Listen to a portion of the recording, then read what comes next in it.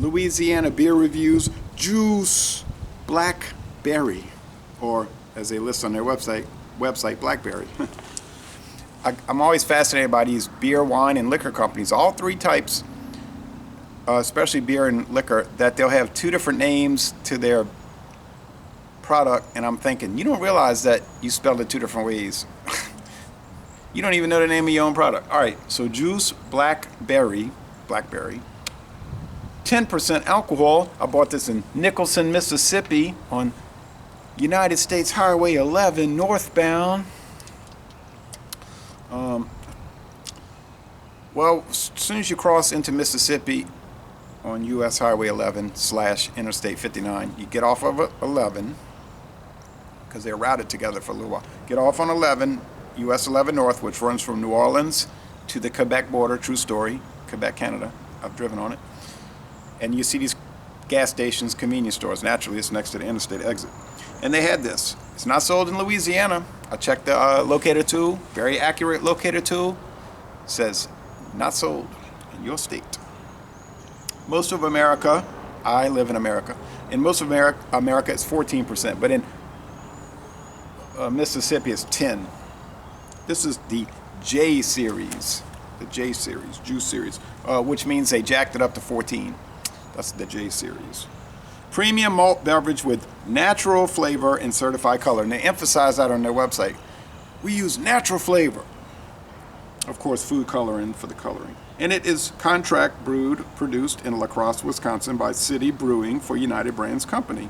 I've been to that brewery. Didn't take a tour of the brewery. I was busy traveling. I should have, but I didn't. But in 1996, and it was Heileman Brewery. And the day I visited, I bought a keychain at the gift shop. The day I visited, it was bought out by Stroh's. And then other ownership changes.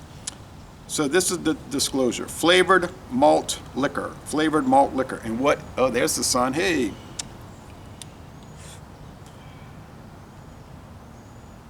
"191st day of 2010. Ugh. I remember 2010. 191st day of 2020 in LX, La Crosse, at 4:57 a.m. All right. It's got the date, guys. But it's a Julian code, so you got to learn how to read it. Once you learn how to read it, it's not a big deal. Not a big deal. Put it in this Courvoisier Rosé glass. So they emphasize natural flavors.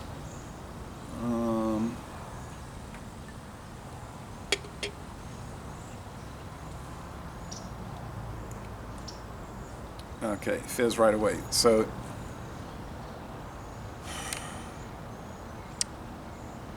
United Brands, they're very cagey about where they're. I think I forgot to say something else. Got distracted. Not unusual. United Brands, they're nowhere on their website do they say where their headquarters is, but it's in Los Angeles, California. And really it's just a headquarters, an office, kind of like Sazerac Liquor Company, Buffalo Trace people, Barton 1792 people, Patty's Irish Whiskey. Their offices are in New Orleans, Louisiana, but they only have a small liquor production area there. Most of their stuff is done in Kentucky, Montreal, Canada, Scotland, and all of that. Okay, purple. No kind of foam with these kind of flavored malt beverages. It's carbonated. They said on United Brands that when they first started back in the 90s, they did a lot of like energy drinks. They weren't really into alcoholic beverages. They transitioned into that, and they said everything was bottled back then. Their website's pretty intricate. You got to take time to read it. Then they were saying, well, we went to cans slowly because it's cheaper to produce the products in cans. It's not like some of these beer companies claim it's better for the beer and all of that. They're just telling you the truth. The real reason is because it was cheap. And so on and so on. So I wish JOOSE would show up around here, but it doesn't. So it's purple.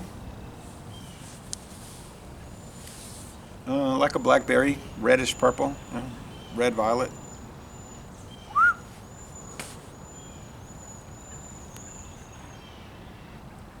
Smells like very sugary sweet blackberry juice with an underlying beer. Oh, I know what I was going to talk about.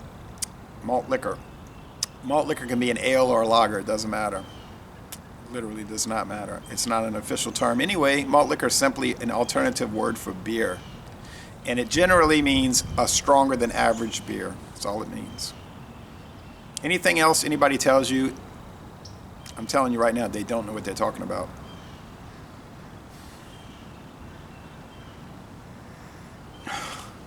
You get an underlying malt, barley malt, nose. Indefinite blackberry juice. I think they're using some kind of blackberry. It's like blackberry jam. Like if you get the those little square bottles of the blackberry preserves. Can't think of the company. Dickinson's, yeah, Dickinson's, and others. It smells like blackberry preserves. They're probably using some either dehydrated blackberry pulp and skins, or just like refuse blackberry from other production facilities. Like my friend David would say, they're using grappa. Grappa.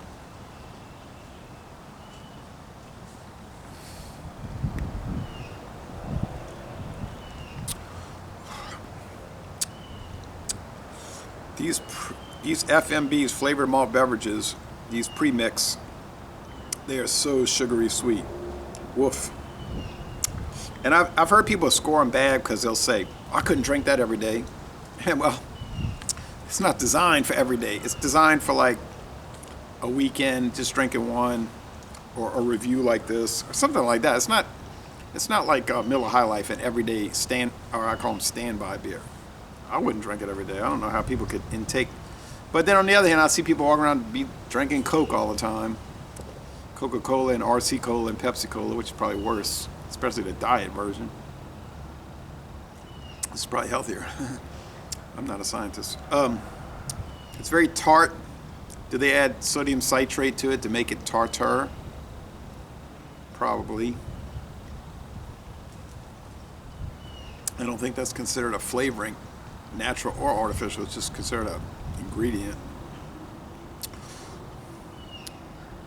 Sodium, natural element, citrate, citrus derived item. It definitely tastes like blackberry juice. Back behind that fence in the spring, to be blackberries everywhere. You could pick them, get buckets full. But they got rattlesnakes that be in the middle of the bushes, so it's a risk.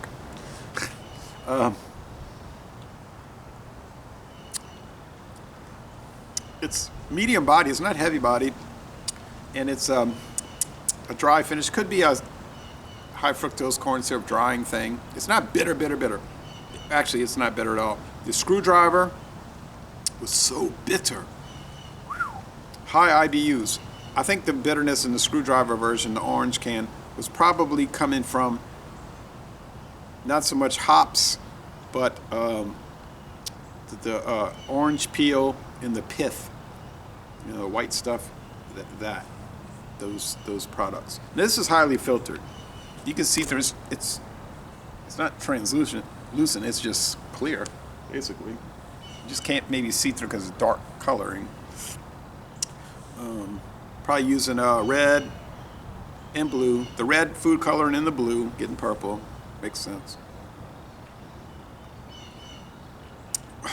It's really easy going. Now the 14 would be, I'd like to try the 14 because that's what it's supposed to be.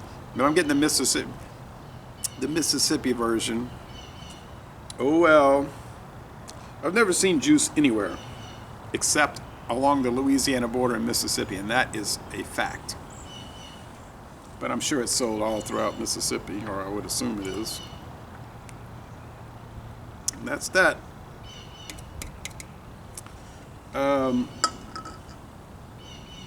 Little crickle crackle, carbonation. The score, well, it's going to be very high. I drank an expensive India Pale Ale last night, flavored with apple juice, orange juice, and predominantly grape juice.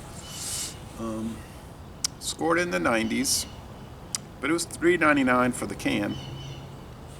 This was $1.29 after tax. This is more sugary, but I have to say it's not way more sugary. That Wisconsin produced craft IPA was pretty dang sugary, and it was just opaque. You know, the very hazy, cloudy, opaque. Looks like paste IPAs. You know the type. But yeah, I can't take issue with this. Would I drink it? No, I wouldn't drink. I mean, I am drinking it, but I wouldn't drink it. You know, I wouldn't drink it for normal drinking purposes. I have ice, Keystone Ice, an Ice House in the fridge. Good lagers. 10%. Ooh, hey, you know, that kind of thing. But I think it's a lager malt liquor because it goes to the bloodstream a lot faster than an ale. Although some of these are flavored ales, but I think it's lager. It's hitting pretty heavy. And I was saying that in the Screwdriver, I admired it because it's strong, it's powerful, it has power. I'm kind of really into beers that have a lot of power and fierceness. The 14% would be safer to drink in a way because you wouldn't be liable to guzzle it too much. It could make you jump back and just say, oh, stand back, you know, that kind of thing. But this one is so inviting, you just could drink. It is really good, you could drink it. So anyway, score. I like this. Warning, contains alcohol. Because it looks like the typical soft drinks that anyone could buy. Buy. How you say that? Buy, not buy. Anyway, yes, I think a 94 would be a fair score. It's a most excellent product that I would never drink on purpose, aside from a review, but that's okay. That's my hobby, reviewing beers and talking about them. It's fun to do. So Les Bon Temps Relais, a very interesting product. I'd like to try their whole portfolio, including the Moss Mango. And I'm going to end this review by saying, y'all go to Nicholson, Mississippi. Go buy a bunch of beer that you can't get anywhere else at those convenience stores. And secondly, go on a nature trail at Bogue Chitto National Wildlife Refuge, right south of the Mississippi state line in Louisiana.